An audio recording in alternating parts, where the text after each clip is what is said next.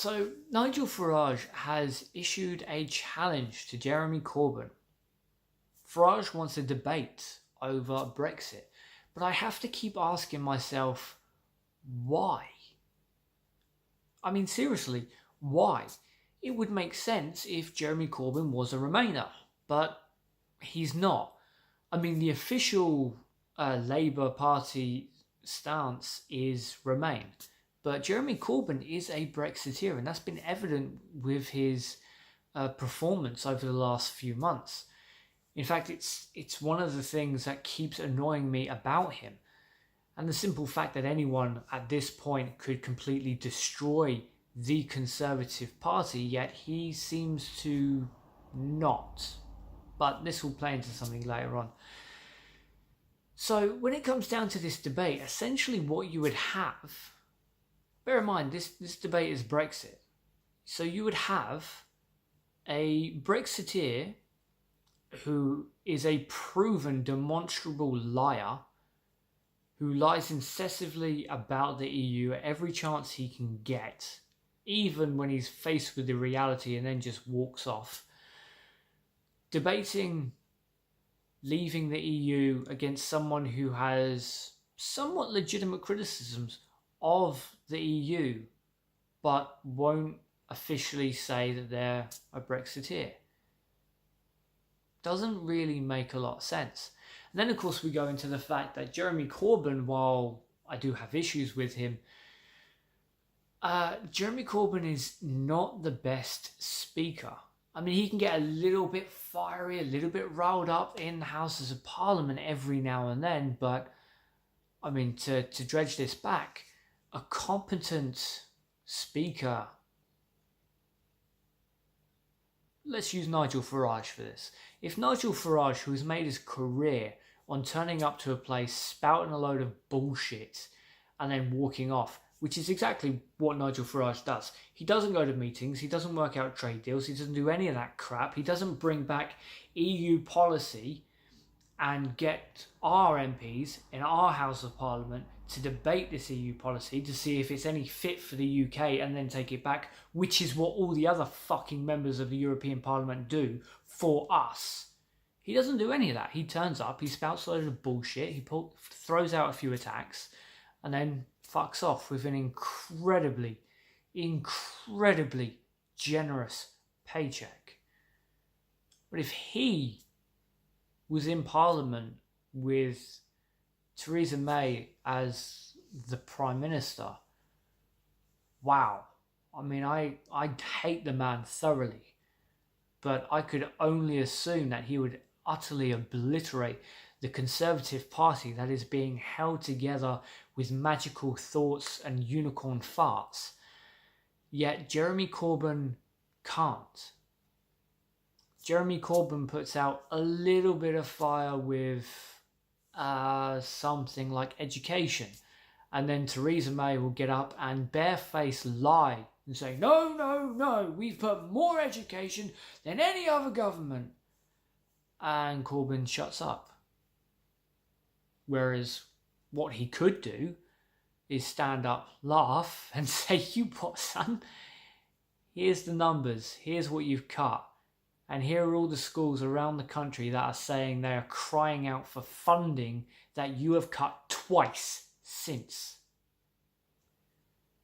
He could get up and say the NHS is in a poor state. And my recent trip to the hospital, the NHS is in an unbelievable state, cutting A&Es from huge areas, meaning that the remaining A&Es and the hospitals that still have active A&Es are far overworked. But you can get a better description of that if you follow me on Twitter. Shameless plug, Bam Gibson 30. There you go.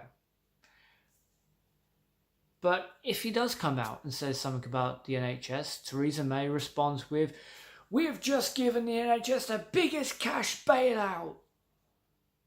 And then Corbyn shuts up. Whereas what he should do is come back and say, "We gave them the biggest cash bailout, but they are still underfunded, and they are still currently receiving the least amount of funding since 2010. when the Conservatives took over. But he doesn't. So in this debate, you've got someone who's not that good with debating, who's not that good with getting things across in that kind of environment, with someone who is pretty good at getting that across. And credit to the man, credit to Nigel Farage. Always give credit where credit's due. He's good at doing that kind of crap. But it's between two Brexiteers. So the only thing I can assume is that by issuing this challenge, all Nigel Farage is trying to do is get as much publicity for his new party as he possibly can. And of course, having a debate with the leader of the Labour Party is a great way of doing that. And again, he would be doing this because the European elections are coming up. Now, we've just had local elections across the UK, and Conservatives got mullered. BBC will have you believe that Labour got hit harder. Ooh, Labour took a massive hit, and Labour did take a hit, yes, but they lost something like just over 100 seats or 100 and something seats, definitely less than 200. But the Conservatives lost over 1,000, and we saw more of the smaller groups getting in. I mean, hell, Greens, oh my God, the Greens had a massive boom. It was fantastic. But Conservatives took a hit. So with the European elections coming up, given the amount of support that official Remain parties got, it does make you think that Nigel Farage's attempt of filling the European courts, the European Parliament, with as many useless wank stains as him isn't going to go exactly as he wants. And I genuinely hope that it doesn't work. I genuinely hope we never send another person like Nigel Farage over to the European Court, to the European Parliament, because we pay Nigel Farage an incredible wage, an unbelievable wage, to go do a job that he doesn't do. That's unacceptable, because the other MPs, well, they're all doing their job.